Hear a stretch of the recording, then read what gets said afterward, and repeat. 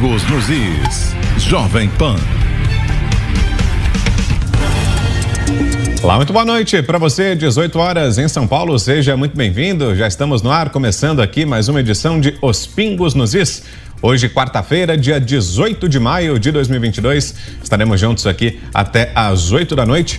Deixa eu trazer a escalação para o nosso programa de hoje. Estão aqui José Maria Trindade, o Guilherme Fiuza. Hoje, excepcionalmente, não teremos a companhia da Ana Paula Henkel, não está com a gente. Quem está conosco é a Cristina Grêmio e também o Roberto Mota, hoje mais uma vez aqui completando o time. Vamos aos destaques do programa de hoje. Toffoli rejeita pedido de investigação de Bolsonaro contra Moraes. MTST invade propriedade em Montes Claros e acaba expulso por moradores. E tem o casamento de Lula e Janja em plena quarta-feira. Isso e muito mais para você a partir de agora, em Os Pingos nos Is. Opinião. Hora de colocar os pingos nos is. O presidente Jair Bolsonaro entrou com uma notícia-crime no Supremo Tribunal Federal contra o ministro da Corte, Alexandre de Moraes, por abuso de autoridade. O chefe do executivo disse que levou em conta os sucessivos ataques à democracia, desrespeito à Constituição e desprezo aos direitos e garantias fundamentais por parte do magistrado. Bolsonaro enumerou 5 queixas contra Moraes, entre elas a injustificada investigação no inquérito das fake news, quer pelo seu exagerado prazo, quer pela ausência de fato ilícito. Ainda sobre o inquérito das fake news, o presidente afirmou que Moraes não permitiu que a defesa tenha acesso aos autos e que a apuração não respeita o contraditório. Vários advogados de defesa fizeram inúmeras denúncias ao STF e à Ordem dos Advogados do Brasil, acusando de falta de acesso à íntegra do inquérito. No início da tarde desta quarta-feira, o ministro Dias Toffoli rejeitou a notícia-crime apresentada na noite de ontem pelo presidente Bolsonaro. Em sua justificativa, Toffoli disse ser uma tentativa de inversão de papéis e que a democracia não permite transformar o juiz em réu, melhor dizendo.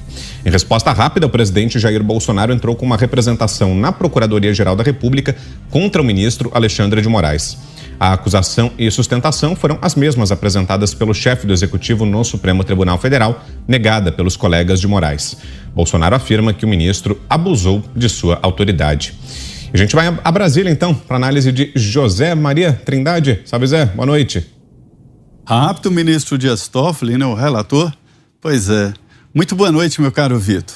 Muito boa noite, Fiuza. Boa noite, Ana. E boa noite a você que nos acompanha aqui nos Pingos nos Is. Olha, o presidente Jair Bolsonaro consegue claramente mostrar que há um lado político nas decisões jurídicas tomadas pelo Supremo Tribunal Federal. Fica muito claro que houve decisões com base em leis que não existem. E é exatamente disso que reclama o presidente Jair Bolsonaro. Houve um momento, eu me lembro, da ex-deputada Zulaí Cobra, relatora da reforma do judiciário, em que se queria colocar exatamente uma espécie de observatório da justiça brasileira. E seria o CNJ, que foi cooptado pelo Supremo Tribunal Federal. Esse debate, portanto, de espaço do Supremo é antigo. E aí, o Supremo Tribunal Federal se colocou como o coordenador e assumiu a presidência do CNJ. O presidente do CNJ é o mesmo presidente do Supremo Tribunal Federal. Esta é a realidade. Não conseguiu. E o CNJ acaba punindo apenas os juízes lá de primeira instância. O projeto apresentado pelo senador Lesier Martins é fundamental para exatamente definir papéis. Veja bem, se o Senado pode muito, ele pode pouco. Qual é o muito? Aprovar ou rejeitar a indicação do presidente da República para ministro do Supremo Tribunal Federal. E a Constituição dá outros poderes ao Senado Federal, que é fazer o impeachment de ministro do Supremo Tribunal Federal. Então, se o Senado pode tudo isso, ou seja, rejeitar e indicar o ministro do Supremo e fazer impeachment, é claro que ele pode, como sugere o senador Lesier, que se faça um oitivo, ou seja, que se ouça o ministro do Supremo. Não é nem convocação, mas apenas um convite que foi apresentado pelo senador. Mas aí, no meio desse caminho, existe o presidente do Senado. O senador Rodrigo Pacheco está, de todas as formas, blindando o Supremo e evitando que o assunto seja discutido na maior autoridade do Senado Federal, que é o plenário. O segundo maior ponto do Senado é a mesa diretora e terceiro é o presidente do Senado Federal. O custo político disso para o senador Rodrigo Pacheco é muito alto. Ele está apanhando muito, principalmente em Minas Gerais, diante desta situação de blindar ministros do Supremo. Voltando à decisão do ministro Dias Toffoli, pois é, aí esta blindagem ao ministro Alexandre não é novidade. Só que agora o assunto foi para a área política e é exatamente o debate do ministro que vai presidir o pleito futuro, presidente do Tribunal Superior Eleitoral. Certamente o presidente vai recorrer ao plenário do Supremo, né? Mas o resultado já está previsto, já houve esse debate lá e os ministros se blindaram, ou seja, não aceitaram a tese. Mas é que agora fica exatamente politicamente este reflexo, indicando ali os pontos, como vou me defender de algo que eu não sei o que está acontecendo e o que está sendo investigado e colocado. É preciso ter acesso. Isso sempre foi a grande questão e é por isso que existe o habeas datas. Qualquer pessoa tem um habeas corpus e o habeas datas, ou seja, qualquer pessoa pode requisitar o que tem contra ele em qualquer instituição. E é disso que reclama o presidente Jair Bolsonaro, julgado por um processo que ele não conhece. Como defender de algo assim, né? Então, o assunto agora é político. Análise agora da Cristina Grêmio, hoje com a gente mais uma vez aqui no Pingos. O que achou, Cris, desse pedido apresentado pelo presidente Jair Bolsonaro, dessa resposta que já tivemos hoje do ministro Dias Toffoli? Boa noite para você, Cris. Oi, Vitor, boa noite a todos. Zé, o Mota que está aí também, Fiuza, um beijo para Ana que está sem voz, né? Fico aqui na missão de ser a voz feminina do Pingos. E boa noite para nossa audiência maravilhosa e fiel.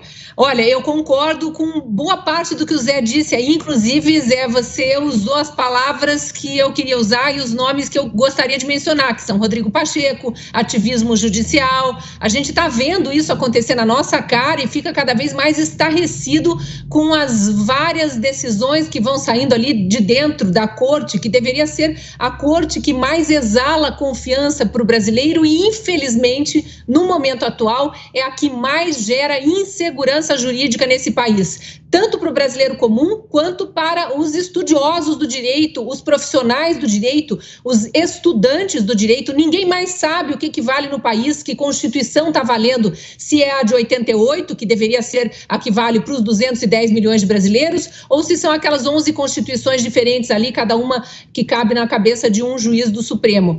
Eu queria trazer só alguns pontos dessa decisão do ministro Dias Toffoli, quando ele rejeita a notícia-crime apresentada pelo presidente Bolsonaro contra o ministro Alexandre de Moraes. Ele diz, por exemplo, o seguinte: essa notícia-crime, essa queixa-crime, não traz indícios, ainda que mínimos, de materialidade delitiva. Ele está dizendo que não existe nenhuma prova, nenhum indício, né, na verdade, de que o ministro Alexandre de Moraes sequer tenha cometido um delito processual. Bom, vamos lá às alegações feitas pelo presidente Bolsonaro. A primeira delas: estender injustificadamente uma investigação prejudicando o investigado. Será mesmo que o Toffoli não consegue ver o que 210 milhões de brasileiros estão enxergando há meses? Há meses, o Procurador-Geral da República já pediu o arquivamento dessa investigação aí sobre a suposta quebra de sigilo de um inquérito da Polícia Federal que investiga invasão hacker no TSE em 2018. Já ficou comprovado por depoimento do próprio delegado que conduzia esse inquérito de que não havia sigilo. E aí o PGR pede o arquivamento desse inquérito, o ministro Alexandre de Moraes entende que não, que vai sim continuar investigando, e isso não é um indício de uma materialidade de delito. Não estou entendendo a cabeça do Toffoli. Aí vem aqui, negar as defesas dos indiciados, né, dos investigados, acesso integral aos autos. Ministro Dias Toffoli, eu que sou uma humilde jornalista, entrevistando vários dos advogados desses investigados aí do inquérito, dos inquéritos, né, não só desse, mas dos outros, tenho tido reiteradamente a informação de que eles não têm acesso aos autos. São inquéritos abertos de ofício por uma pessoa que se diz vítima, mas que resolve também ser um investigador, além do juiz da causa, e são inquéritos fechados, ninguém tem acesso, ninguém sabe do que está sendo acusado. Isso parece que a gente está dentro de uma distopia de Orwell, parece que a gente está dentro de um quadro surrealista do Picasso. Como assim? Como assim não há indícios de delito? O terceiro item apresentado pelo presidente Bolsonaro, prestar informação falsa sobre o procedimento, no caso, por ter dito que deu acesso ao inquérito, do inquérito aos advogados. Se o ministro Alexandre de Moraes diz que deu acesso aos advogados e os advogados dizem que não, cabe ao presidente Bolsonaro provar que tem um delito aí? Ou será que não deveria ser levada adiante essa queixa-crime para aí sim se investigar, seja o senhor ministro Toffoli ou algum de seus colegas, e investigar o que anda acontecendo no gabinete ao lado do ministro Alexandre de Moraes? E por aí vai, são várias alegações que o presidente faz e que, para mim, na minha humilde opinião aqui de uma leiga em direito, está bastante materializado. Não estou entendendo por que não levar adiante. Ou entendemos, né, explicando, conforme o Zé já explicou, ativismo judicial nu e cru. Exatamente o que a corte vem fazendo há anos, que a sociedade inteira vem pedindo que não seja feito, inclusive com manifestações vultosas nas ruas, em 7 de setembro, em 1º de maio, e parece que os ministros estão alheios ao que acontece com a população brasileira e pensando que o Brasil é aquela corte ali onde eles atuam. Análise agora do Guilherme Fiuza. Boa noite, Fiuza. Boa noite, Vitor Brown, Zé Maria Trindade, Cristina Grêmio, bem-vinda, bem-vindo Roberto Mota. Um beijo para Ana Paula Henke, um abraço ao mestre Augusto Nunes, boa noite a todos. Acho que o painel já está feito aí pelo Zé e pela Cris. Eu só queria assinalar que realmente virou uma guerrilha política. Eu acho até que a essa altura a gente falar em ativismo judicial, é claro que se encaixa, né, também nessa figura, mas está até bonita demais a embalagem, né? Ativismo judicial, isso virou uma guerrilha política. Eu acho que o ativismo judicial é isso, é quando a justiça toma iniciativas que não são do seu escopo de ação, etc. E tal. Agora, você criar um inquérito que é batizado até, ou apelidado, de inquérito do fim do mundo, por um, então, integrante da Suprema Corte, justamente por não ter pé nem cabeça, por ser um inquérito criado sobre um objeto imaginário, para dar a alguns ministros, né, a origem disso foi o próprio Dias Toffoli, e depois o inquérito foi tocado mais pelo ministro Alexandre de Moraes. E dá a eles todo o poder sobre qualquer pessoa e qualquer autoridade. Esse inquérito, portanto, deformado, ele é o símbolo, ele é um emblema do tipo de licença que o Supremo pediu ao direito para fazer o que bem entende. Nesse inquérito, que evidentemente nós sabemos que foi criado, né, pelo próprio Supremo, com alegação de ataques ao Supremo Tribunal Federal, mas ele transborda o que seria, né, a circunscrição desse inquérito para toda a sociedade, e ele é justamente conduzido e leva a sentença, diligências, medidas e sentenças e decisões finais dos próprios investigadores, aqueles que comandam a investigação. Eventualmente tem a participação do Ministério Público, da Polícia Federal ali, mas nem sempre também. Tem atos de ofício, atos monocráticos. Então, assim, é um ambiente em que eles criaram uma situação para fazer o que bem entendem. Isso é uma guerrilha política, isso já não é nem ativismo judicial, acho eu, mas também não importa essa nomenclatura, né? Também se encaixa em ativismo judicial. Então, Vitor, nessa guerrilha política, o presidente da República resolveu, em vários momentos ele não reagiu, digamos assim. O diretor-geral da Polícia Federal que ele queria nomear, essa nomeação foi barrada pelo Supremo, pelo próprio ministro Alexandre de Moraes, e o presidente não opôs nenhuma resistência dentro aí das instituições. Agora ele está procurando opor essa resistência. É claro que isso também é uma manobra política, porque ele sabe que isso fica no Supremo, vai para o Dias Toffoli, né, que é um parceiro do ministro Alexandre de Moraes nesse inquérito das fake news desde o começo, e eles não vão dar sequência a isso. Onde é que está o ponto, então, importante, já que virou uma guerrilha política, né? Os outras autoridades, outros representantes de poder, que vão ter que entrar também, né, nessa contenda política. Então, no Supremo Tribunal Federal, essas decisões, elas têm que ir para plenário. Isso não pode ficar mais na mão de um só ministro do Supremo, né? Senão, realmente, o Supremo Tribunal Federal está declarando que renunciou às suas prerrogativas, deixa o poder absolutista na mão de um ministro. Então, tem que ir para o plenário. No plenário, o presidente da República perde também, mas aí há a discussão.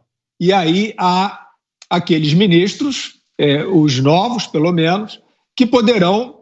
a Cristina Grêmio fez o levantamento completo da questão técnica, né? Realmente, só a inscrição do presidente no inquérito das fake news baseado no suposto sigilo quebrado, que não foi quebrado, que não havia, isso já é quase que uma provocação. Então, como é que ficaria uma discussão como essa no plenário? Suas eminências terão que trazer, né, um ou dois, pelo menos, esse contraste. E aí, infelizmente, virou, de fato, uma guerra retórica. Nós precisaríamos ter, como já vimos entre o Luiz Roberto Barroso e o Gilmar Mendes, né? Hoje em dia, infelizmente, uma parte da pressão que se coloca por uma decisão está aí na política, não está mais no direito. Infelizmente, essa é a realidade, e às vezes com a pressão das ruas também. E é claro que, além do Supremo, o Senado, né, como também já citado. Diante deste contraponto técnico, feito pelo presidente da República, né, pelas vias legais, judiciais, e esse não acolhimento, é claro que algum senador, né, não precisa nem ser da base do presidente, ser aliado do presidente, algum senador, né, que tenha o discernimento, que tenha clareza na sua consciência, tem que subir lá, porque o Senado é a casa revisora do STF, e dizer assim, escuta, qual é o fundamento dessa decisão? Né? Por que estas, no mínimo, controversas decisões de um ministro estão sendo todas rechaçadas ou protegidas, né, do questionamento do presidente da República? E assim se faz, então, uma batalha política, como já assinalado também, em cima do presidente do Senado, que está se colocando aí como um protetor do Supremo, como se precisasse, faz oposição política escancarada, usando a sua posição institucional contra o presidente da República em ano de eleição, e hoje no Senado e no Supremo que tem que haver essa batalha política sobre as exorbitâncias do STF. E você, o que achou dessa iniciativa do presidente Jair Bolsonaro? Roberto Mota, bem-vindo mais uma vez, Mota, boa noite para você.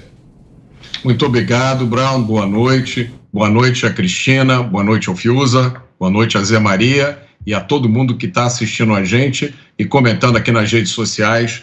O Fiuza levantou um ponto muito importante, a gente não está mais falando de direito, a gente está falando de política. Esse é mais um movimento no jogo da política, é a história do Brasil sendo escrita na nossa frente. É bom a gente prestar bastante atenção ao que está acontecendo. É um jogo que deveria ser jogado dentro das quatro linhas, mas nem sempre isso acontece. Nem todos os movimentos são feitos assim. Eu queria levantar especificamente alguns pontos da decisão do ministro Toffoli. Por exemplo, ele argumenta que está rejeitando a ação porque os fatos narrados pelo presidente na ação evidentemente não constituem crime. Ora, parte da argumentação do presidente ao entrar com a ação é justamente a acusação de que o ministro Alexandre de Moraes cometeu abuso de autoridade justamente por ter incluído o presidente no inquérito onde não havia qualquer indício de prática de crime por parte do presidente. É exatamente o ponto que o ministro Toffoli usa para rejeitar a ação. Outro ponto levantado pelo ministro Toffoli: democracia não permite transformar juiz em réu. Ora, a democracia também não permite transformar a vítima em réu, o que significa que ninguém pode ser juiz da própria causa. Mas é justamente o que muitos juristas dizem que aconteceu no julgamento do Daniel Silveira, em que a suposta vítima foi também juiz, presidiu o julgamento. Então, fica meio confuso, a gente não sabe mais o que se constitui crime no Brasil hoje. As pessoas ficam sem saber direito que princípios estão valendo, que princípios jurídicos hoje valem no Brasil. A questão, de novo, é uma questão muito importante para a qual a sociedade toda quer uma resposta. A quem se vai recorrer quando, aparentemente, o próprio Tribunal Supremo deixa de seguir a Constituição? E essa questão, ela foi colocada há milhares de anos atrás por um poeta, o poeta romano Juvenal. Ele escreveu em latim: quis custodiet ipsus custodes. Essa frase é traduzida como: quem há de vigiar os próprios vigilantes? Quem vigia os vigilantes? Quem fiscaliza os fiscais? Quem guarda os guardiões? Bom, e hoje tivemos manifestações do presidente do STF, o ministro Luiz Fux. Ele falou a respeito desse caso hoje.